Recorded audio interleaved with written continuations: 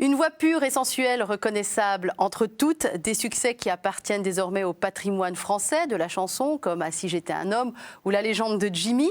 Une carrière à cheval sur 2 continents, 2 pays, la France et le Canada. Et puis un nouvel album, Rideaux ouverts. Dans cette émission, nous allons parler de musique, bien sûr, de création, de jazz, de voyage, d'aviation aussi, de foi. J'ai le grand plaisir de recevoir Diane Tell. Bonjour. Bonjour. Avec un accent qui s'est teinté, Diane Tell. Hein. C'est plus l'accent québécois à proprement parler. On sent que vous vivez en France depuis un petit moment et au Pays Basque. On parlera de Pays Basque aussi. C'est important. Non seulement je vis en France depuis le milieu des années 80, mais j'ai appris le français à Paris puisque mon papa a fini ses études à Paris quand j'étais toute petite. De chirurgie. Voilà, et donc il étudiait avec le docteur Barnard. Ah oui. Quand même. Et moi j'étais toute petite, j'étais la 3e à la maison, donc j'ai commencé à parler ici et je suis rentrée au Québec déjà avec l'accent pointu. Alors on vous connaît bien dans le monde de la musique, de la chanson. Vous n'aviez pas forcément envie d'être une vedette comme tous ces enfants qu'on peut voir actuellement. Je dis ces enfants, ces jeunes qui passent dans des émissions de télécrochet auxquelles je ne jette pas la pierre d'ailleurs. Mais ce n'était pas votre envie. Vous faisiez de la musique, vous étiez dans un petit conservatoire mené par un Belge, dans un milieu très hétéroclite. Vous veniez tous un peu d'ailleurs finalement dans ce village où vous habitiez. Oui. Mon père, quand il a fini ses études, était très endetté. Et il s'est installé dans une ville où il y avait vraiment besoin d'un chirurgien. Je vais vous laisser dire le nom de la ville, moi je suis incapable de le dire. La ville s'appelle Val-d'Or, elle se trouve en Abitibi-Témiscamingue. Voilà, c'était ça que j'étais incapable de dire, c'est quelque part au Canada. Ce sont des mots indiens. Et c'est dans le bouclier canadien, alors quand vous regardez une carte du Canada, il y a un grand trou d'eau, c'est la baie d'Hudson et juste en dessous la baie James. Et donc le bouclier canadien, c'est une espèce de bouclier qui fait tout le tour de ces 2 grandes baies. Et elles sont très riches en minerais. Donc ce sont des villes minières, et on y trouve toutes les richesses du monde, l'or, l'argent, le cuivre, l'aluminium, etc. Et aujourd'hui les terres rares. Et donc, vous venez de là, vous? Ouais, moi j'ai vécu toute mon enfance là, avec mes parents, et puis mon papa y a exercé toute sa vie dans ce petit village. Alors, petit village, très cosmopolite, les gens venaient beaucoup. Je disais, ceux qui s'occupaient des conservatoires étaient belges. Mon professeur était portugais, de violon. Monsieur Luis Rebelo était portugais. Il y avait beaucoup d'étrangers. Il y avait même des églises orthodoxes dans la ville. Il y avait des églises de toutes confessions européennes, tous ces gens qui ont fui. C'est une ville qui a 75 ans, 76 ans. Oui, tout est tellement neuf sur ce continent-là. Alors, univers très cosmopolite, malgré, quelque part, pas la petitesse du continent, non, bien sûr que non, mais de l'endroit, et en même temps une vraie ouverture sur le monde. Est-ce que c'est ça, avec un titre comme Rideaux ouverts, qui est le titre de l'album et le titre d'une chanson aussi, que vous avez voulu retrouver, dire voilà, Rideaux ouverts, c'est j'ouvre mes rideaux et j'ai un regard sur le monde, en tout cas moi c'est comme ça que j'ai compris le titre, j'ai un regard sur le monde, et ça vient de loin ce regard-là, il vient de l'enfance. Oui, c'est sûr que c'est particulier parce que l'album a été fait au Canada. J'ai eu envie de faire un album au Canada, mais pas seulement l'enregistrer. Je voulais que chaque chanson soit écrite en collaboration avec un artiste québécois. Et donc, j'ai lancé mon idée, j'ai acheté 30 albums. Il y a beaucoup de talents au Québec qui, malheureusement, n'arrivent pas jusqu'aux oreilles des Français. Mais il y a vraiment beaucoup de nouveaux artistes. Ça, je suis très excitée avec cette idée.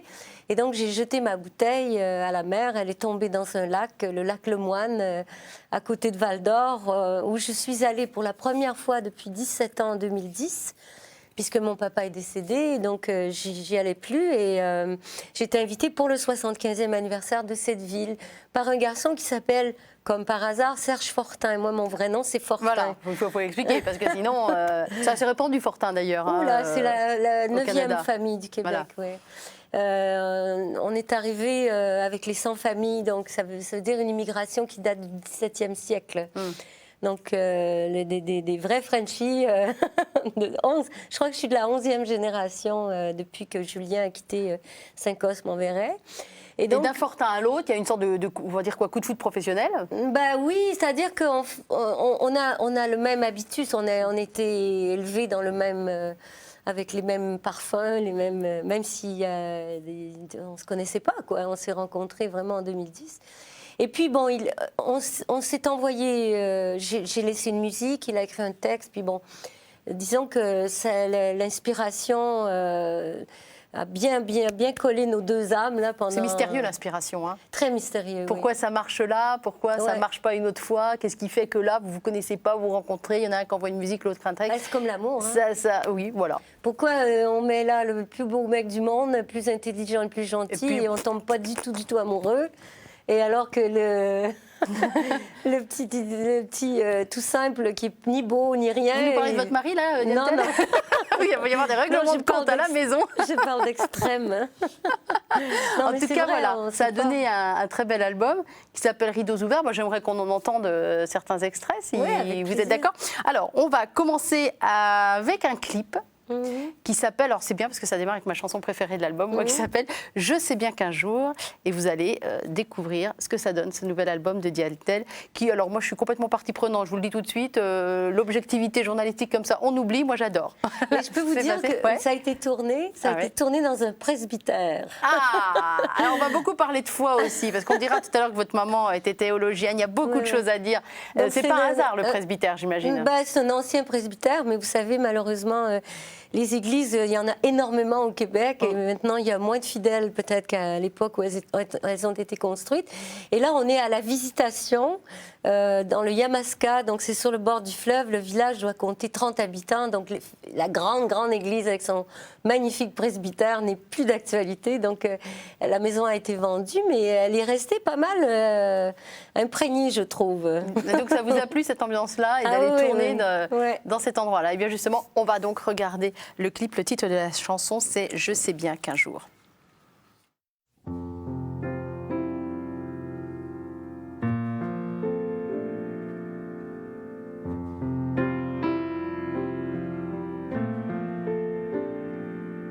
Je sais bien qu'un jour tu liras ça, mon passé caché sous la poussière, à faire ce que j'ai pu, passer au travers les années perdues qui me font la guerre. Je sais bien qu'un jour tu le sauras, qu'à côté de toi j'ai jamais froid. T'es tout ce que j'ai eu, t'es mon seul trésor. T'es comme dans les vues. Et encore, quand je te vois coucher là, quand je me glisse vers ton petit cou, je t'embrasse tout partout. Quand je suis bien couché là, je ne pense à rien d'autre. Y a que toi qui me fais sentir comme ça. J'en ai des frissons partout. Hein. Jolie chanson, joli clip aussi. Hein. Je salue le réalisateur. Vraiment, on peut le citer. J'ai vu Alain, j'ai pas vu son nom de famille. Il est de Val d'Or aussi. Ah ben voilà, c'est vraiment un album québécois et en famille. Alors pendant ce temps-là, nous avons installé un micro et une guitare. Parce que tout à l'heure, on a parlé de violon, on n'a pas expliqué que vous avez changé rapidement d'instrument et que vous êtes passé à la guitare et que vous avez vraiment étudié la guitare. C'est pas je gratouille sur ma guitare. Il y a des études classiques de guitare derrière. Oui. Classique et jazz. Classique et jazz. On parlera tout à l'heure de votre album jazz, qui est génial aussi. Une petite chanson pour nous en direct live dans VIP, c'est pas souvent, alors on va en profiter. Et moi, je propose Rideaux ouverts quand même, qui donne son titre à l'album.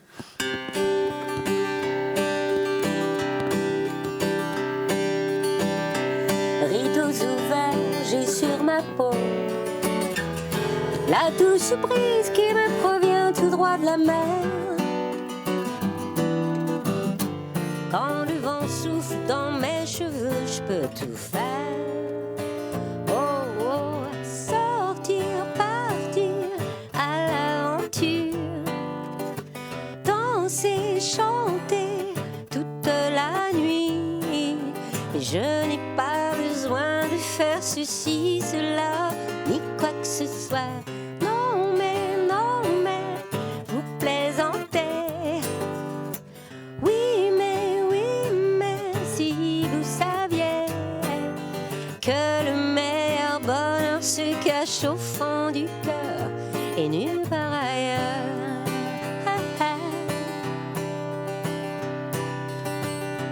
Lointains hivers, j'ai dans les yeux une douce image qui me provient du bout de la mer. Quand le vent souffle dans mes cheveux, je peux tout faire.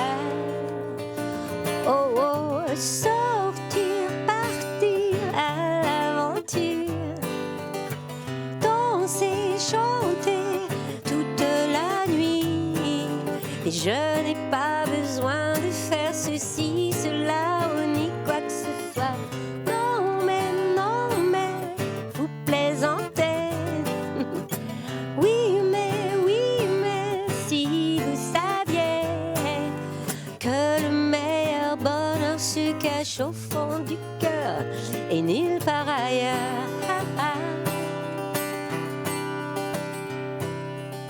Je crois que je suis faite.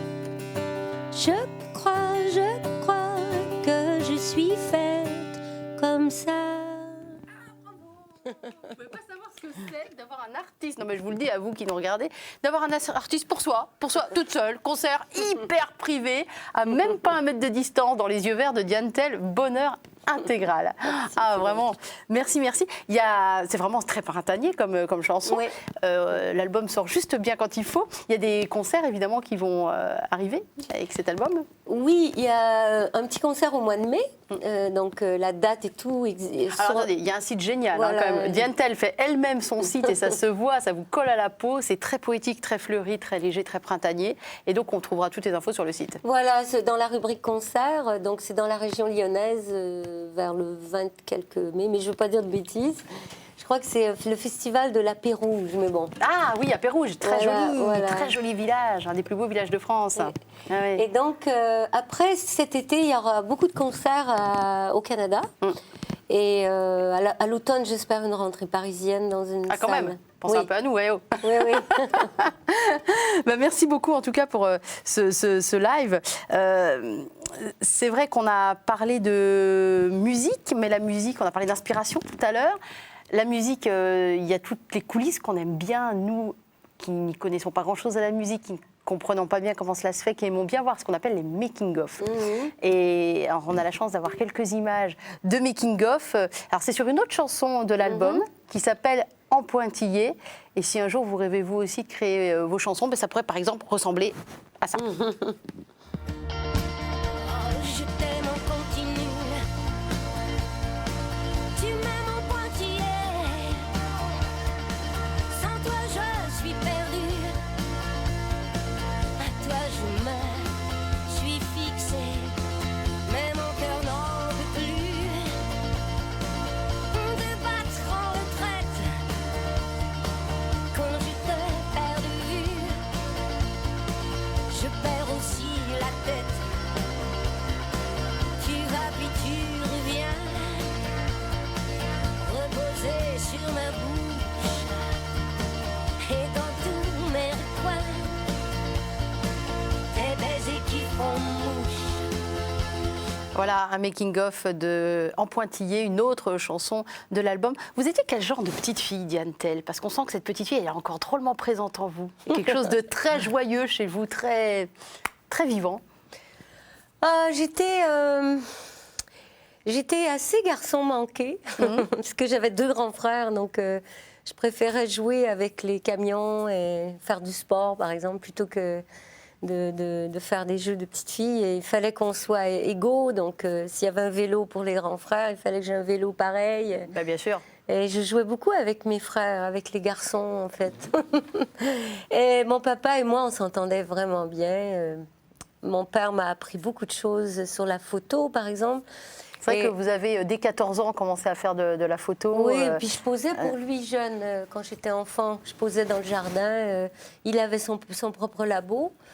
Et oui, il m'aimait beaucoup, je pense, sa petite fille, c'est sûr, on s'entendait bien. Et je crois que la musique aussi, donc c'est papa qui nous a un peu forcé. Bizarrement, c'est ma mère qui avait fait des études musicales, mais c'est mon père qui nous a envoyés à l'école. Et qui a eu cette exigence-là musicale, qui est toujours un peu dure pour les enfants au départ, et après on remercie toujours les parents, quoi. C'est-à-dire que le problème d'aller au conservatoire quand tu es petit comme ça, c'est que tu as l'école, tu as les devoirs, puis en plus, il faut aller au conservatoire le samedi. Enfin, nous, on n'a pas les mercredis comme vous en France, mais disons les jours off, on est au conservatoire. Le soir, il faut répéter le violon et tout. Alors moi, je cassais régulièrement mon archet. Le vendredi, pour être sûr qu'on ne puisse pas m'en racheter un avant lundi, pour être tranquille pendant 2 jours. Mais c'est vrai que c'est un petit peu... Ouais, c'est dur quand on est petit, on a envie d'aller jouer au ballon. Cela dit, une fois que vous avez trouvé votre instrument, vraiment, la guitare, j'imagine que vous n'avez pas cassé beaucoup de guitares parce que l'envie était là, quoi. L'envie était là. Avant de trouver cet instrument, c'est surtout mon professeur Louis Rebello, professeur de violon, il était tellement adorable, j'aimais beaucoup ce monsieur. Et il était tellement doux avec moi, il m'a tellement pas forcé à rien. Et des fois, je provoquais, j'arrivais au cours, j'avais rien fait de la semaine. Il comprenait mon désarroi, mais il voyait en moi un don pour la musique. Et c'est grâce à lui, je pense, si j'ai fait ce métier. Alors que c'est pas l'instrument que j'ai conservé. Oui. Éloge de la douceur par Diane Tell, comme quoi ça peut mener très très loin, la douceur. J'ai pas d'enfant, mais je pense qu'on peut dégoûter les gamins de plein de choses si on s'y prend mal. Et c'est important parce que la musique, comme d'autres passions comme ça, il faut vraiment commencer jeune, quoi, pour arriver à quelque chose de sérieux, tu vois. Si tu veux faire une carrière en musique classique, c'est pas la peine si tu t'y mets à 15 ans, quoi. Hein. Alors vous, c'était le jazz surtout. Il y a eu un album pour célébrer ce goût immodéré que vous avez pour le jazz, Dr Boris et Mister Vian, qui était, on le comprend bien d'ailleurs dans le titre, c'était des reprises de Boris Vian, de chansons pas toujours hyper connues d'ailleurs, en fait, à la sauce Diane Tell. Non, c'est pas exactement ça, mais pas loin. Ah bon oui. D'accord. Mais je vais corriger, c'est-à-dire que Boris Vian a écrit des textes sur des standards américains de son vivant en 58, voire peut-être un petit peu du début de 59, mais il est mort en juin 59. Donc ce répertoire est resté dans un tiroir. En friche. Inexploité. Inexploité. J'avais pas compris cette histoire-là. Voilà. Donc mais c'est pas évident aussi d'imaginer qu'on puisse trouver c'est comme si on trouvait un coffre avec des nouvelles œuvres de Jean-Sébastien Bach, quoi. Pour nous. Et vous êtes tombé dessus? Moi, je l'ai vu dans un livre parce qu'il y a eu dans les années 90. Une espèce d'édition complète de toutes ses œuvres. Il y avait un livre sur ses chansons. Mais il y avait 500 chansons là-dedans. J'ai dit, mon Dieu, j'en connais 10, 12, 15 au maximum. Alors, je l'ai acheté, j'ai feuilleté, puis je me suis rendu compte qu'il y avait beaucoup de textes en français, mais en dessous, c'était marqué tel standard. Puis comme je connaissais par cœur tous les standards, j'ai fait le lien. Et en plus, à l'époque, j'ai rencontré son frère à Boris Vian, qui était revendeur d'orgues de barbarie et d'instruments de toutes sortes. Et comme je cherchais un orgue, j'ai rencontré son frère Alain, je crois qu'il s'appelait Alain Vian. Et donc, l'un dans l'autre, vraiment, c'était dans les années 90 que j'ai découvert ces chansons. Et c'est bien après que je les ai enregistrées. Qu'est-ce que le jazz représente pour vous? Qu'est-ce qui vous apporte? J'aime beaucoup toutes sortes de musique à des heures différentes, des moments différents, mais le jazz... Les standards de jazz, ce qu'on appelle les standards, ce sont des grandes mélodies qui ont été écrites pour des comédies musicales, qui ont été reprises par des grands instrumentistes par la suite, comme John Coltrane ou comme Miles Davis, pour ne citer qu'eux, et après qui ont été repris à nouveau par des chanteurs avec les textes d'origine. Donc on parle de chansons qui sont des années 20, des années 30, voire des années 40 et des années 50, mais ça s'arrête à peu près là, quoi, à l'époque de Sinatra, peut-être. Et vous, c'est ce qui vous fait vibrer, quoi. C'est vrai qu'il faut déjà avoir la voix pour ça, ce que vous avez. Non, moi, ce qui me fait vibrer, c'est la qualité des mélodies. D'accord. Je trouve qu'il n'y a pas dans la pop ou dans... Il y a des grands mélodistes dans la musique classique, mais bon, la musique classique est... Moi, j'ai du mal à comprendre la beauté de... parfois du chant classique. C'est quelque chose j'ai du mal à être touchée par ça. Qui ne vous atteint pas. Vous écoutez, quand c'est la calasse, oui. Là, mais... Non, mais quand vous écoutez du Jean-Sébastien Bach, c'est compliqué pour vous, ça ne vous atteint pas, Jean-Sébastien Bach par Glenn Gould, oui. D'accord, avec une interprétation très marquée. Voilà, derrière. ça dépend des interprètes, Ouais. mais c'est vrai que j'écoute pas de l'opéra à longueur de journée. Mais je trouve que les mélodies de jazz sont probablement les plus belles. Les plus abouties. Ouais, vraiment, c'est des mélodies extraordinaires. Pour des petits trucs de 3 minutes, là, on va dire. Mais Boris Vian est un auteur de chansons extraordinaires. C'est un bon auteur, un grand écrivain, certes, mais il est un amoureux du jazz et puis il sait écrire des chansons pour que ça sonne. Donc ce répertoire était totalement extraordinaire et c'était un trésor. Quand on est auteur, compositeur, interprète, comme vous, il faut savoir trouver ce qui va faire la différence. Il y a cette chanson, alors qui est vraiment connue internationalement, « Ah si j'étais un homme », et j'ai lu l'histoire de cette chanson, qui n'aurait jamais dû naître, qui n'aurait jamais dû... Enfin, on se dit que des fois, la vie, il faut savoir choper les hasards, attraper le vent au moment où il passe, et puis tenir bon. Parce que cette chanson-là, j'ai encore jamais rencontré quelqu'un qui ne l'aimait pas, surtout chez les femmes d'ailleurs.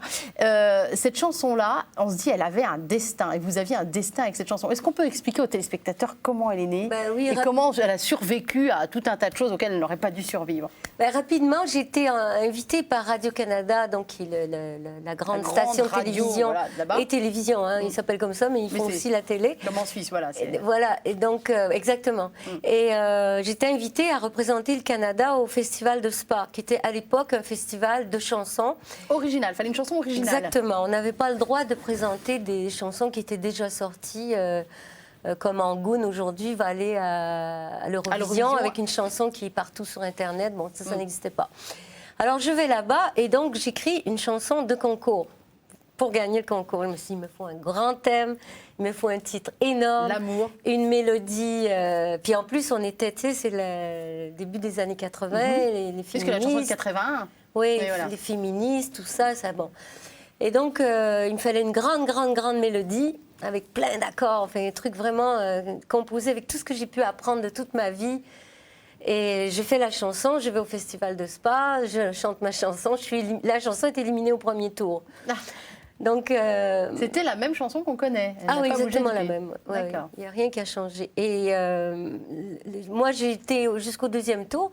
En fait, il fallait enlever les chansons qui étaient... Il y avait plusieurs chansons à chanter? Oui, c'est ça. On en faisait 2 au premier tour. Et puis, on éliminait une chanson pour passer au deuxième tour. Donc, c'est celle-là qui a été éliminée. Moi, j'ai été éliminée au deuxième tour.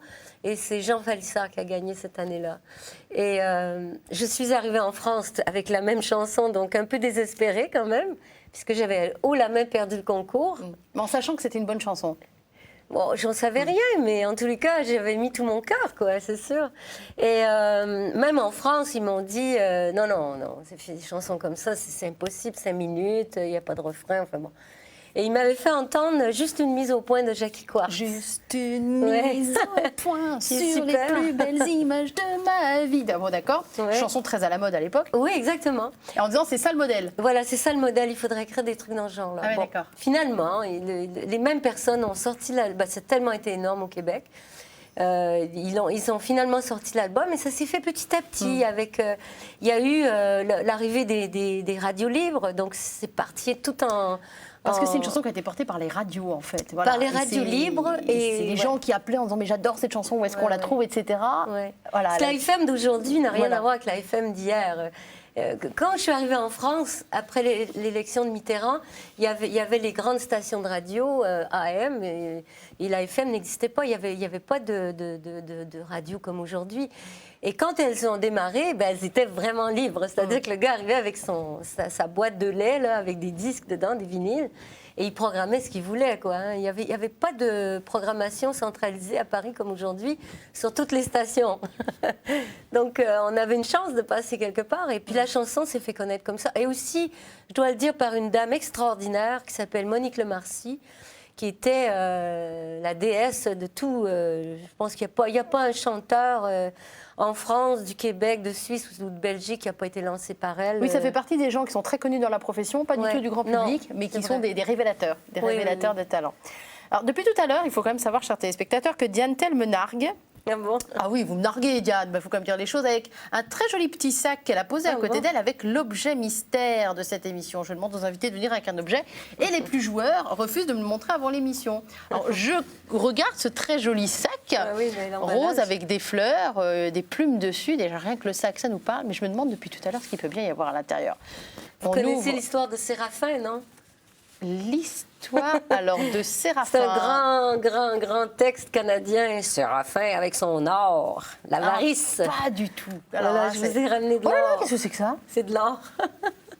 C'est de l'or? Ouais, ça vient du musée des mines de Bourg-Lamaque à Val-d'Or et ce sont des petites paillettes d'or qu'il y a à l'intérieur.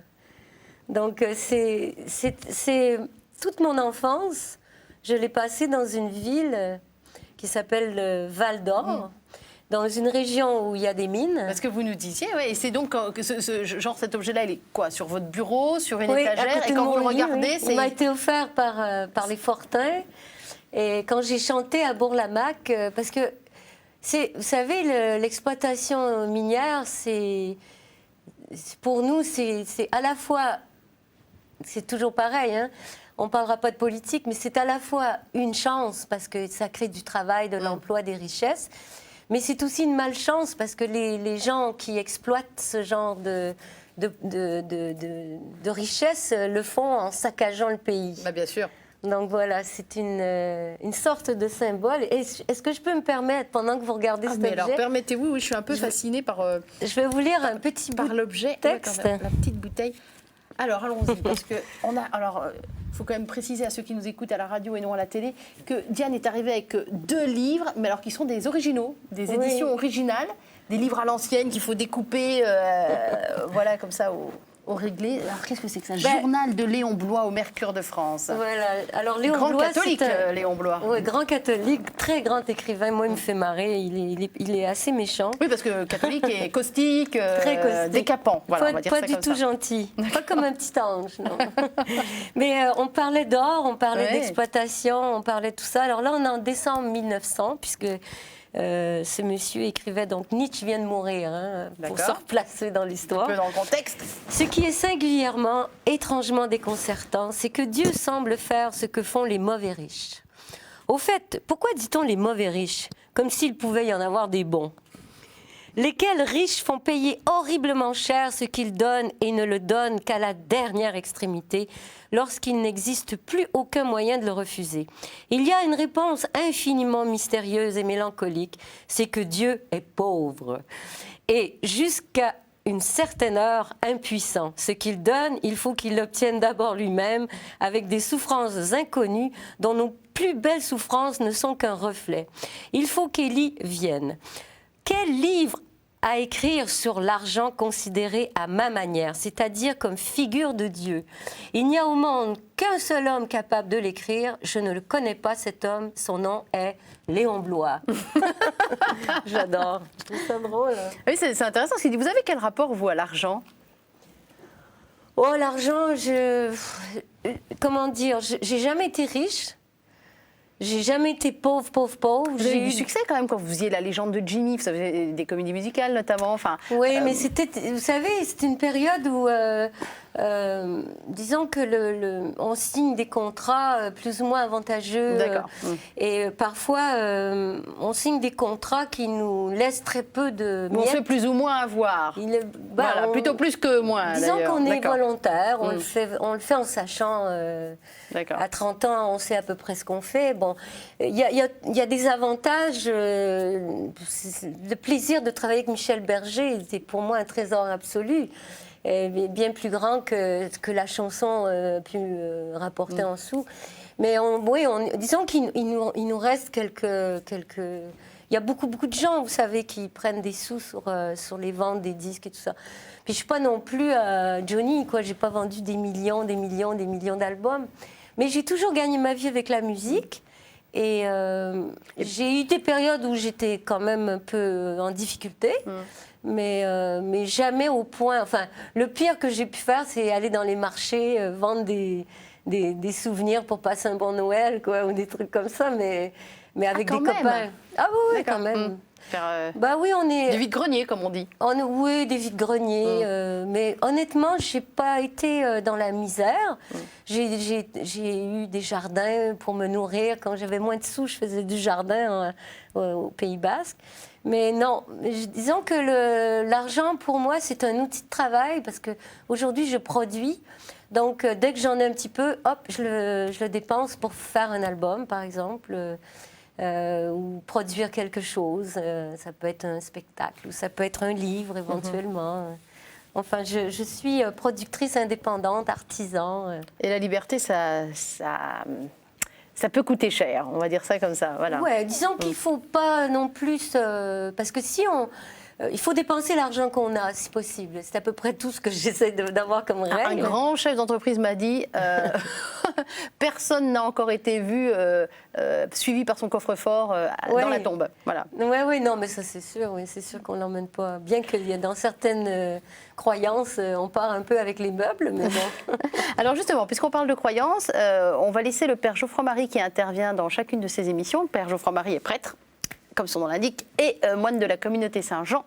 Et il avait une question à vous poser, à vous, Diane Tell. Alors nous allons l'écouter, pardon, c'est la question tombée du ciel.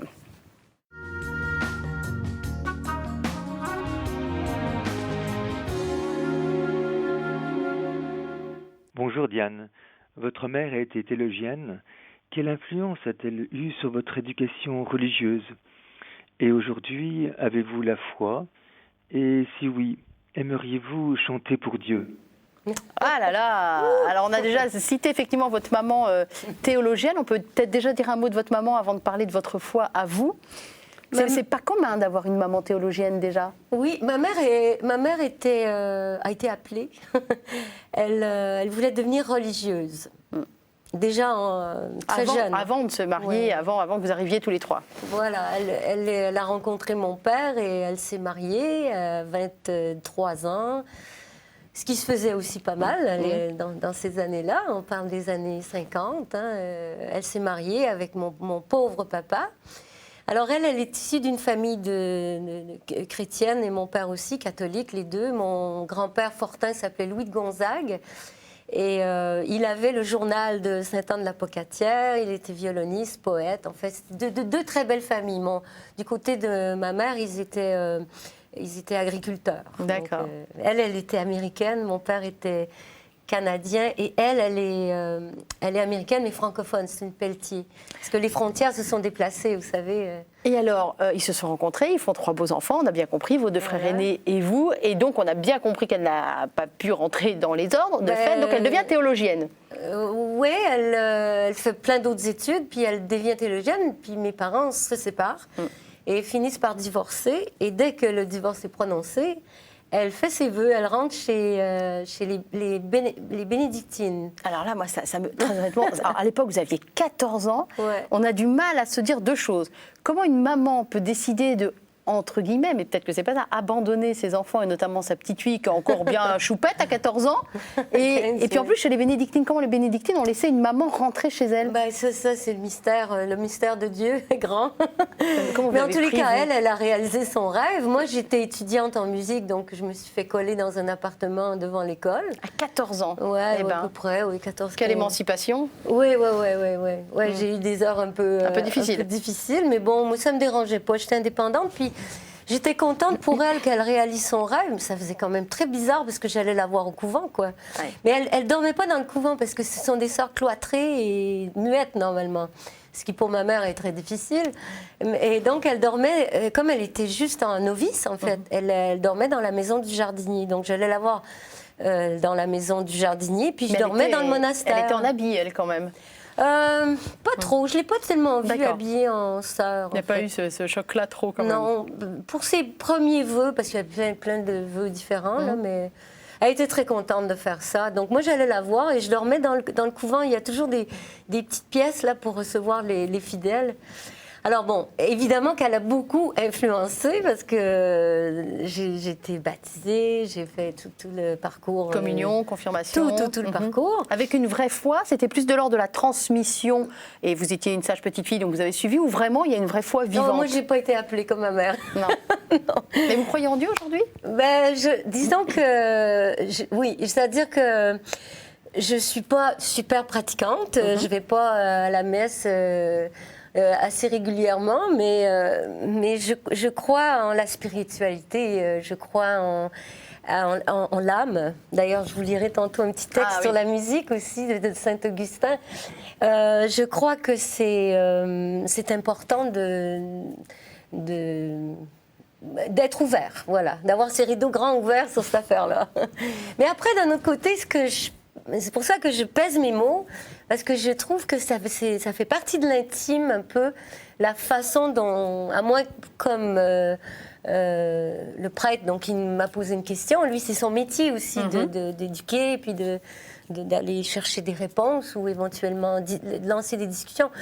Moi, je considère que mon métier, c'est la musique. Et donc, dans une interview concernant Dieu, je vais rester un peu vague, exprès.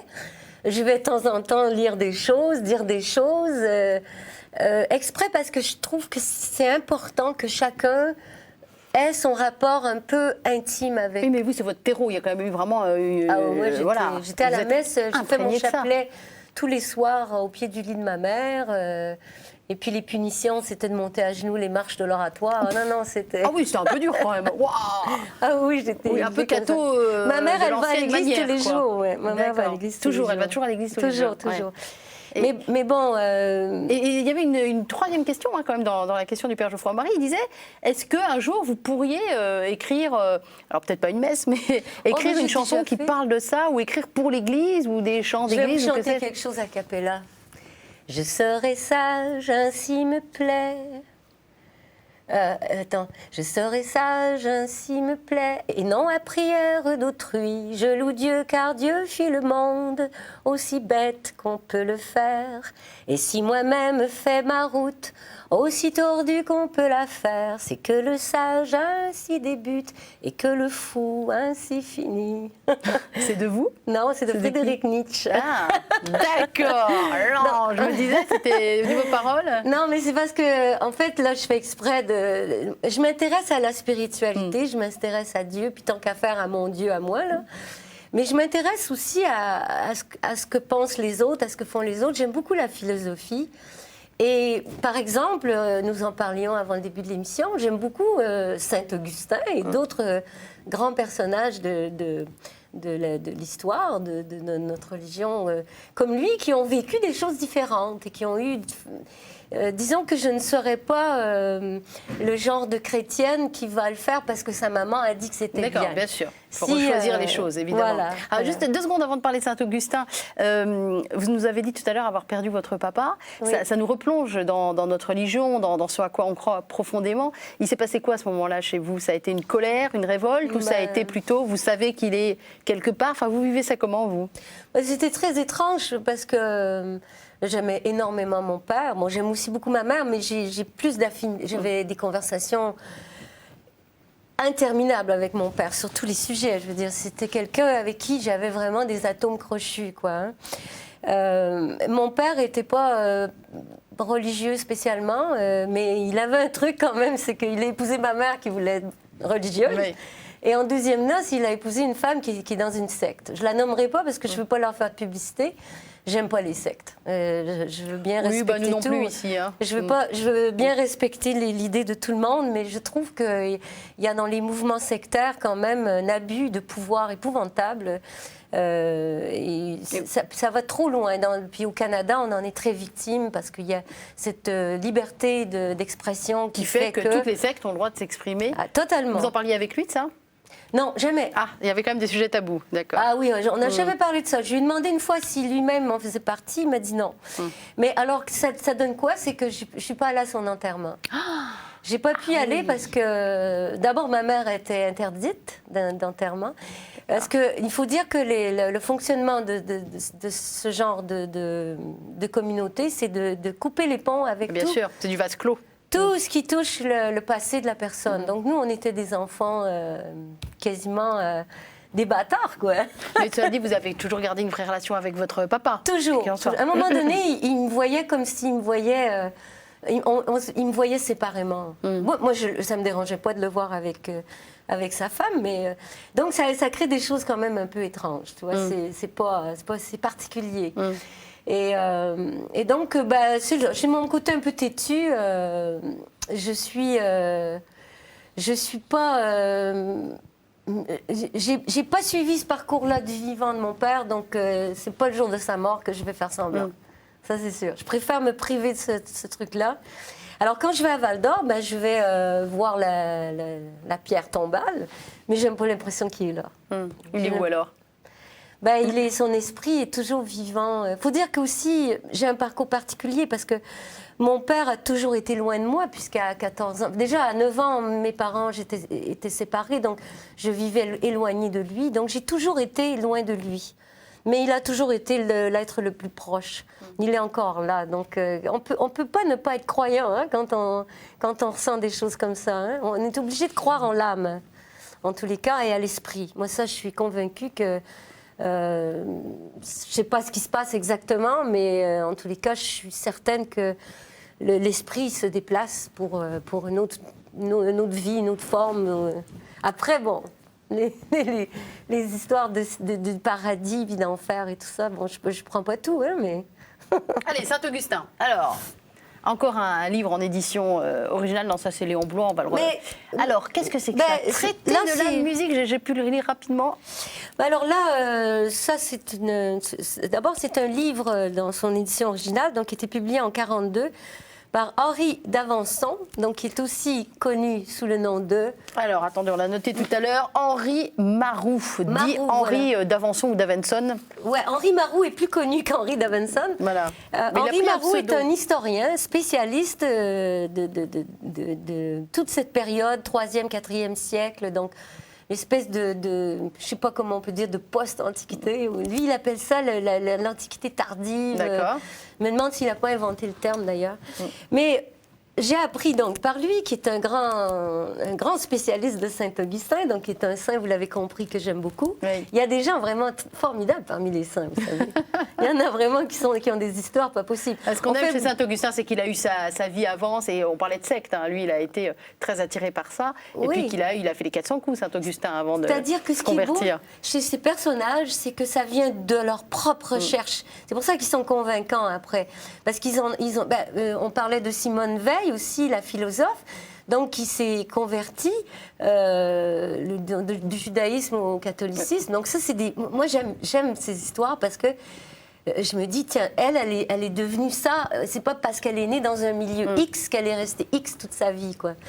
Et donc, ce monsieur, qui est un grand spécialiste de Saint-Augustin, nous apprend que Saint-Augustin a écrit un traité de la musique. Alors tout de suite, la musicienne que vous êtes, Diane Tell, a sorti toutes ses antennes. Et alors vous avez sélectionné pour nous quelques phrases. J'ai sélectionné un petit bout qui va vous intéresser certainement.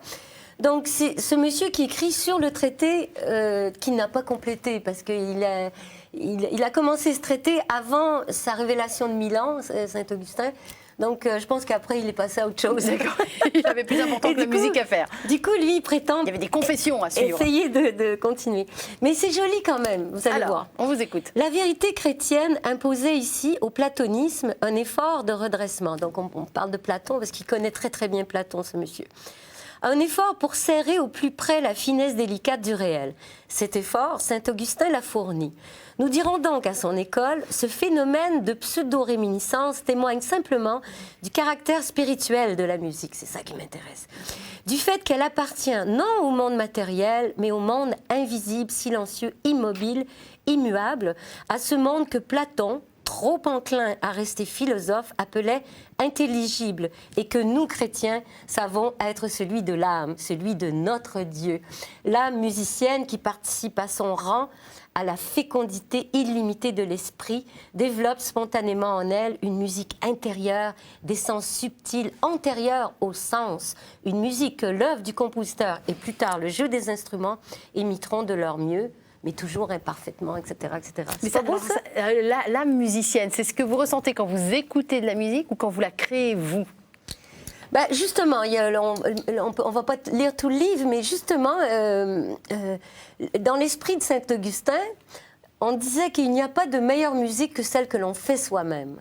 Donc, il met au-dessus du grand virtuose que vous allez voir à la salle Pleyel, dans un grand concerto d'un immense compositeur, il dit, ce qui est de plus vrai, c'est si vous, chez vous, avec votre petit piano et votre difficulté à relire une partition, vous faites de la musique. Donc pour lui, ça laisse tous les espoirs à tout le monde, ça. Il n'a pas complètement tort, en fait. Parce que pour lui, écouter de la musique, c'est une chose, c'est bien, il trouve ça très bien. Pour les gens, par exemple, érudits, quoi, des gens qui connaissent un peu, tiens, ils vont reconnaître telle voix, tel truc. Mais il dit, le plus beau dans la musique, c'est quand même de la faire. Quand elle vient donc, elle surgit de l'intérieur, en fait. Voilà, elle n'arrive pas de l'extérieur. Voilà. Okay. Mais il ne met pas de côté l'interprète, parce qu'il dit quand même que le compositeur il va composer une chanson en ne donnant pas tout le mode d'emploi pour que l'interprète puisse être lui-même créateur. Enfin, c'est très très beau ce qu'il écrit. Hein. Franchement, il a bien compris l'esprit de Saint-Augustin et on parle de ça aujourd'hui dans un monde où il n'est question que de commerce.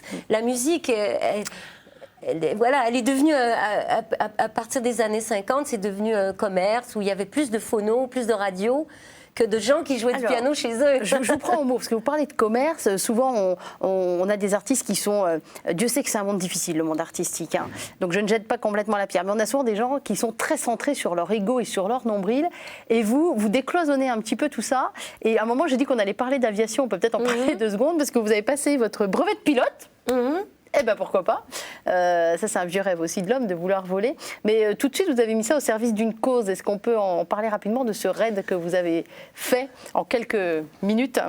J'habite Biarritz, à côté d'un aéroport qui est très bien placé, puisqu'il est au pied des montagnes, au bord de la mer, donc c'est l'idéal, quoi. Et donc, je prends l'avion régulièrement pour mon travail, et un instructeur que je croisais tout le temps dans l'avion me dit « Mais tu devrais venir apprendre à piloter ».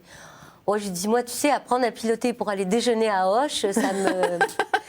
il me faut des motivations un peu plus grandes. Là, il dit, t'as qu'à faire de l'humanitaire. Ah, là, ça m'intéresse. Et donc, j'ai passé très rapidement mon brevet de pilote pour pouvoir voler pour Air Solidarité, donc, qui est une association qui lève des fonds pour Action de Solidarité Internationale, qui est l'espèce d'association mère, et qui, elle, pour aller vite, finance des projets qui sont créés par les Africains eux-mêmes, et notamment en particulier au Burkina Faso. Donc là, la motivation, en 9 mois, j'avais mon brevet. Et brevet en poche, quelques mois après, j'étais en Afrique.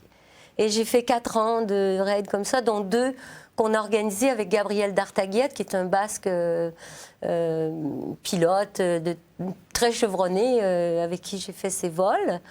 Et donc, on a été en mission, puis on a traversé toute l'Afrique. Alors, bon, le sentiment est mélangé parce qu'on a quand même apporté un peu d'aide, mais c'est vraiment des gouttes de pluie dans l'océan, là, hein, c'est rien du tout.